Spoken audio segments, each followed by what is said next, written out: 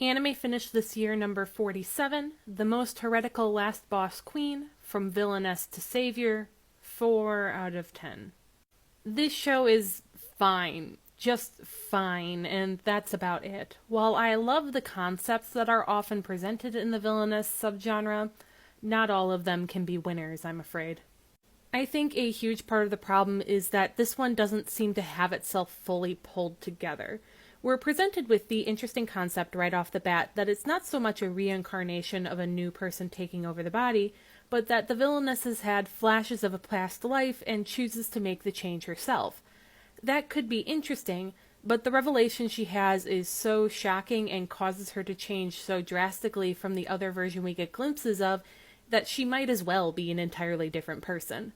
We don't even get the sort of idea that she's torn and has to make herself choose the right thing or sometimes backslides. Once she changes, she's just good.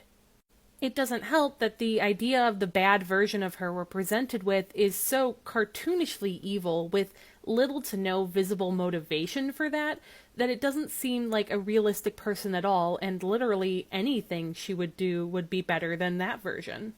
The plot itself is very directionless and can feel episodic with the way that it jumps from one little adventure or problem to another.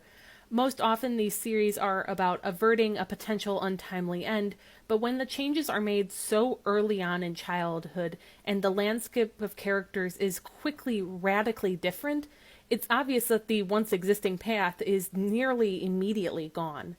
As such, there needs to be something else to fill that space, and this show fails to come up with that something else, leaving it feeling meandering and directionless.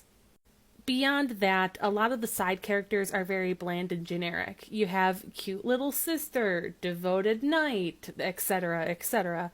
There are little flashes where it seems like they might have something more to them, but all that goes out the window when they just fall in love with the main character for solving one problem in their lives instead of being relentlessly cruel. After that point, it can seem like their entire personality revolves around how much they can do things for her or be devoted to her. The world building and power systems are nothing special or pretty boring. For a world where some of the population has random special abilities, nothing about that has seemed to change their world from being just a generic medieval fantasy concept. What I can say is that there's nothing egregiously bad about this one. At worst, it gets boring, and there's 2 points where there's some kissing of feet as part of a loyalty oath that feels off.